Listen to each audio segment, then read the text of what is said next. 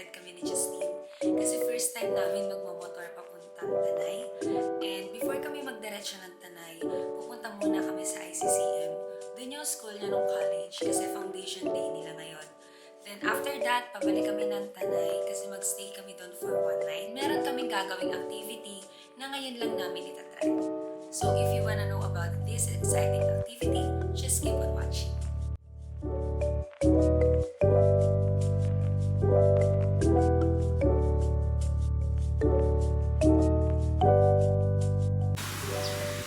Magbe-breakfast muna kami dito sa The Daily Beans.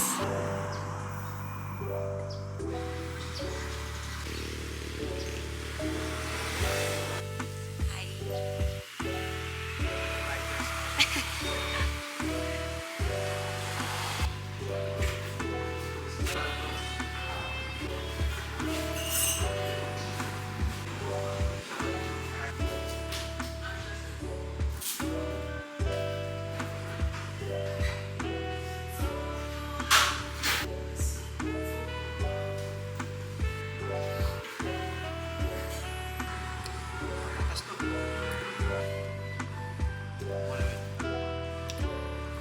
Sir, yung hindi ko malamig. Thank you. Julia Bry!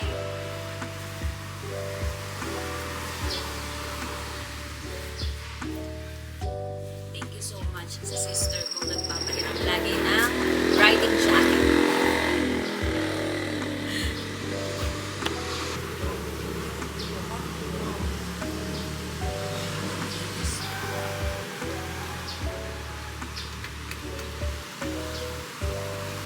Ready?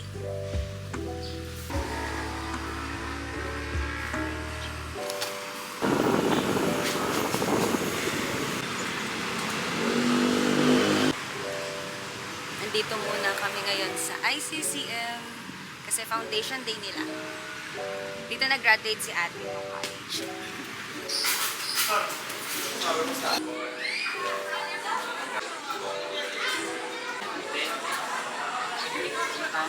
Pwede yan ito yung gagamitin na mic. Sabi na kayo.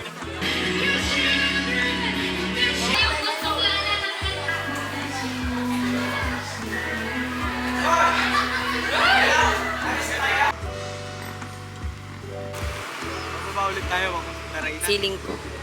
After namin mag-antipolo, dito naman kami ngayon sa Tanay dahil mag-stay kami dito for one night. And syempre, magla-lunch muna kami dito sa Kabsat. So, sa banda taas lang nito, meron na silang Kabsat Drive.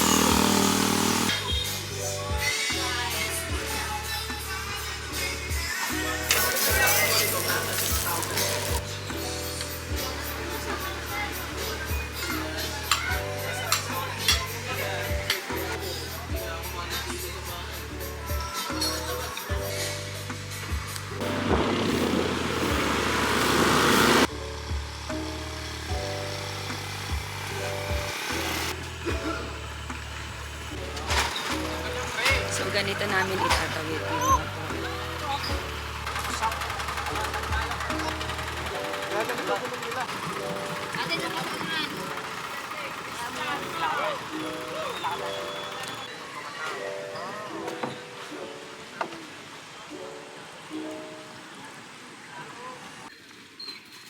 Hi!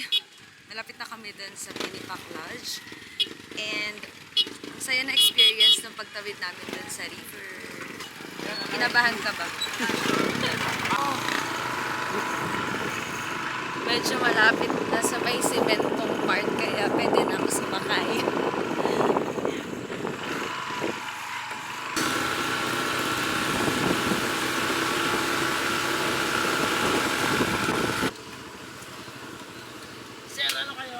And finally, andito na kami sa Tinipak Lodge.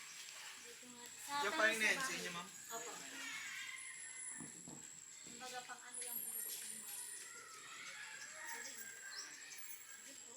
Thank you. So, ang kinuha namin na room ay standard room, good for 2 packs, and naka-aircon naman siya. Cute lang tong lodge na to. Din sa gitna, pwede mag-bonfire and also merong swimming pool.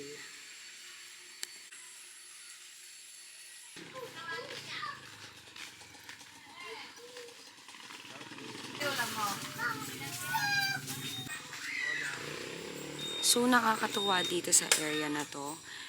Kasi sobrang daming tindahan, sobrang daming sari-sari store. So, kahit may mga malimutan kayo, may mabibilhan din naman kayo.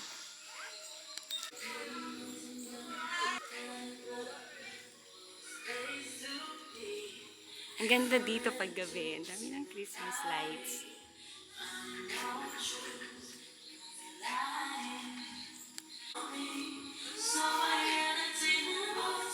Di ko sure, pero masarap sana mag-swimming ngayong gabi.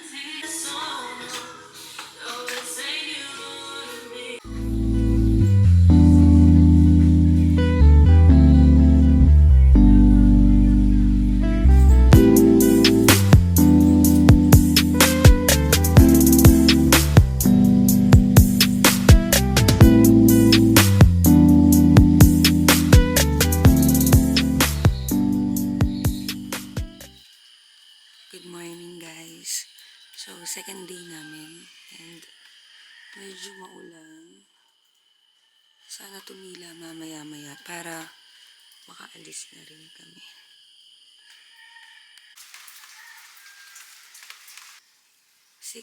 AM na and andito kami ngayon para mag-breakfast. Inintay lang namin sila kuya kasi wala pang tao dito.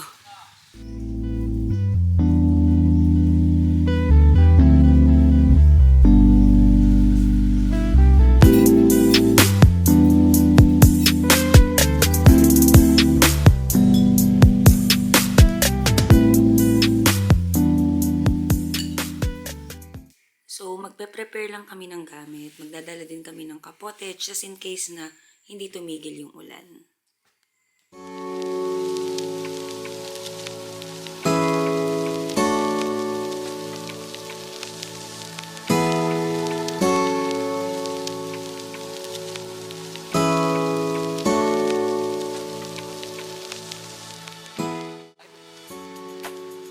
Pwede po, no?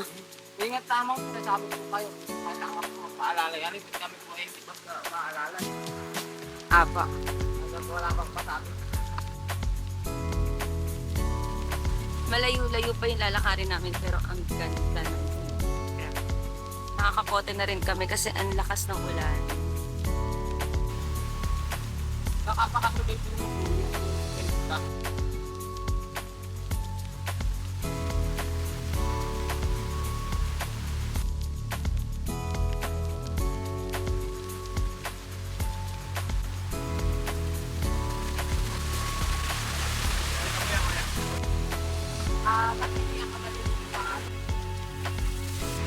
Ano, political boundary po natin ay Sama medyo basa-basa. Ayan, ganito yung nilalakaran dito. Kaya kailangan dahan-dahan. Ingat po ah.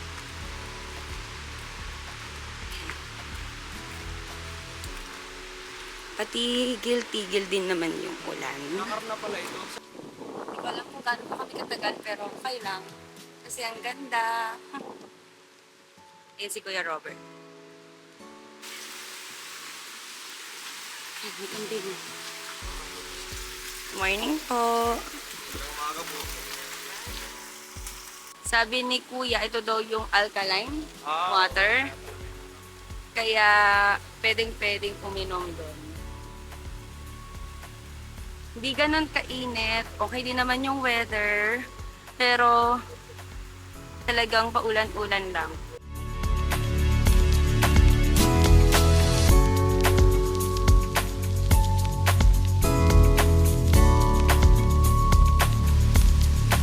Sobrang ganda.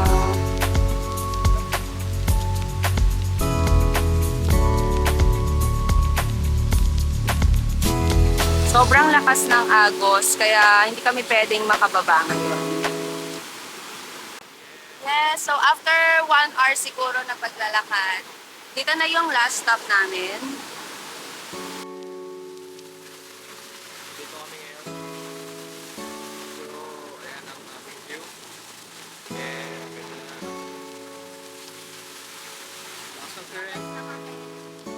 kami sa mapaglaka rin na naman sa oras. Pwede raw kami dito sa park na to mag-swimming. Pero, di na rin kami makakapag-swimming. Babalik na rin kami dun sa lodge. Kasi, malapit na mag-check out. Ganyan siya. Wala kaming kasabay. Kami lang talagang dalawa at saka si Kuya Robert.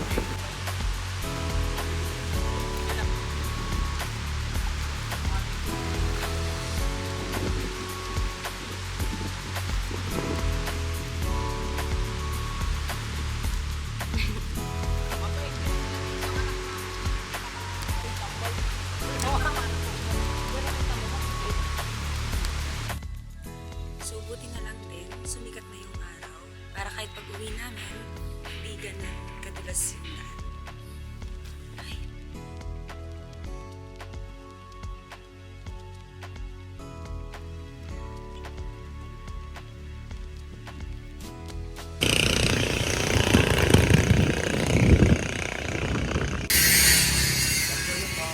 Afternoon po.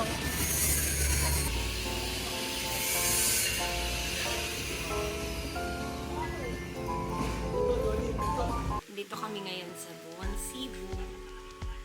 Dito kami magla-lunch. Ganda dito sa second floor nila.